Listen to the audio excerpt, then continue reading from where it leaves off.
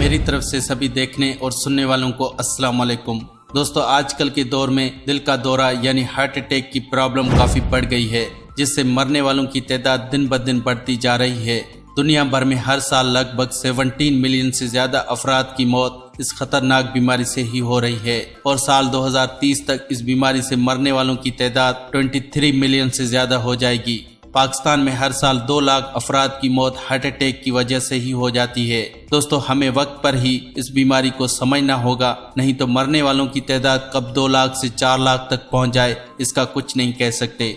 पर सबसे बड़ी हैरान कर देने वाली बात तो यह है कि अभी भी ज्यादातर लोगों को पता ही नहीं है कि हार्ट अटैक क्यों होता है। दोस्तों, आज की इस वीडियो में मैं आपको हार्ट अटैक के बारे में मुकम्मल मालूमात देने वाला हूं और मैं यकीन के साथ कह सकता हूं कि इस वीडियो को देखने के बाद अगर कोई भी शख्स इन बातों पर अमल करेगा तो उसको हार्ट अटैक जिंदगी में कभी भी नहीं होगा, क्योंकि हम पूरी कोशिश करेंगे कि आपको हार्ट अटैक के बारे में बिल्कुल आसान से आसान तरीके से समझाने की, इसलिए इस वीडियो को आखिर तक जरूर देखें। दोस्तों, हार्ट अटैक एक दिल की बीमारी है। ये बीमारी हमारे खून में गंदगी बढ़ने की वजह से होती है, जिससे खून गाढ़ा हो जाता है और दिल की नलियों से निकल नहीं पाता है, जिसकी वजह से दिल को खून पंप करने में बहुत ज्यादा जोर लगाना पड़ता है। जब खून बहुत ज्यादा गाढ़ा हो जाता है तो नसों में ब्लॉकेज हो जाती है, यानी हार्ट की नसों में खून के धब्बे जमने लगते हैं, जिससे दिल पर बहुत ज्यादा दबाव बढ़ने की वजह से वो खून को आगे नहीं भेज पाता है, जिसकी वजह से उस शख्स को सीने में बहुत तेज दर्द होने लगता है और फिर ही हार्ट अटैक आता है। हार्ट अटैक आए हुए शख्स को जब डॉक्टरों के पास ले जाया जाता है तो डॉक्टर ऑपरेशन के जरिए उसका ट्रीटमेंट करते हैं और उस ऑपरेशन को एंजियोप्लास्टी ऑपरेशन कहते हैं। और जहां पर ब्लॉकेज हुआ है वहां पर एक स्प्रिंग जैसा स्टेंट डालते हैं ताकि खून नसों में वापस आसानी से चल सके। लेकिन आगे की गारंटी क्या है ये डॉक्टर आपको कभी भी नहीं बताता। जिस जगह पर स्टेंट डाला गया था उस जगह पर कुछ दिन बाद उसके आगे और पीछे फिर से ब्लॉकेज होना शुरू हो जाती है और फिर उस शख्स को दोबारा अटैक आता है। लोग इस खेल को समझ ही नहीं पाते और ऐसे ही अपने लाखों रुपए डॉक्टरों के चक्कर लगा लगा कर खत्म कर देते हैं। दोस्तों, मैं आपको एक और बात बता दूं कि कोई भी बीमारी हो उसका इलाज करने से पहले उस बीमारी के बारे में ये जरूर जान लें कि ये बीमारी आपको किस वजह से हुई है। डॉक्टर आपको कभी भी नहीं बताएगा कि ये बीमारी आपको किस वजह से हुई है, ये तो आपको जानना होगा कि इस बीमारी की वजह क्या है। दोस्तों, इसे थोड़ा ध्यान से समझिए। हमारा जिस्म बहुत अच्छा है और ये हमारी हर तरह से मदद भी करता है, पर हम हमारी बॉडी से मिलने वाली अलामात को समझ नहीं पाते हैं, या यूं कहें कि हम अपनी बॉडी को नहीं जान पाते हैं कि इसे क्या चाहिए। सेहतमंद रहने के लिए कुछ लोगों का कहना है कि अपने जिस्म को जान लो और अपनी खुराक को पहचान लो। जिस्म को जान लो से मतलब अंदर के बॉडी पार्ट्स को जानना है कि उनके क्या क्या फंक्शन हैं और वो किस तरह से काम करते हैं। साथ ही खुराक को पहचान लो से मतलब अपने खाने में देखिए कि आप क्या क्या खा रहे हैं, यानी कभी भी कुछ भी खा लिया ऐसा नहीं करना है।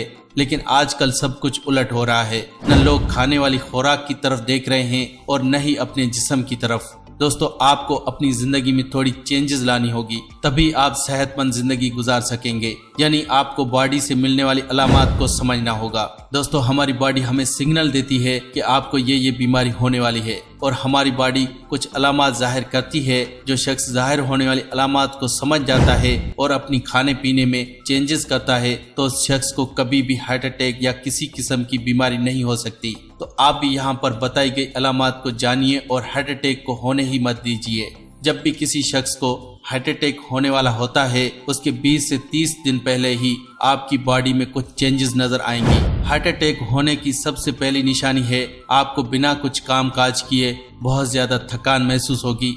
ऐसा अगर बार बार हो तो आप समझ जाएं कि आपको हार्ट अटैक हो सकता है, क्योंकि दिल को खून पहुंचाने वाली नसें खराब कोलेस्ट्रॉल की वजह से बंद हो जाती हैं या फिर सिकुड़ जाती हैं, जिससे दिल पे दबाव बढ़ जाता है और दिल को खून पंप करने में ज्यादा जोर लगाना पड़ता है, जिसकी वजह से बिना किसी काम काज किए थकान होना शुरू हो जाती है। इसके अलावा अगर आपको कुछ दिनों से या रुक रुक के सीने में चुभन या दर्द होता हो तो ये भी हार्ट अटैक होने की तरफ इशारा समझा जाता है, तो इसे भी आप नजरअंदाज न करें।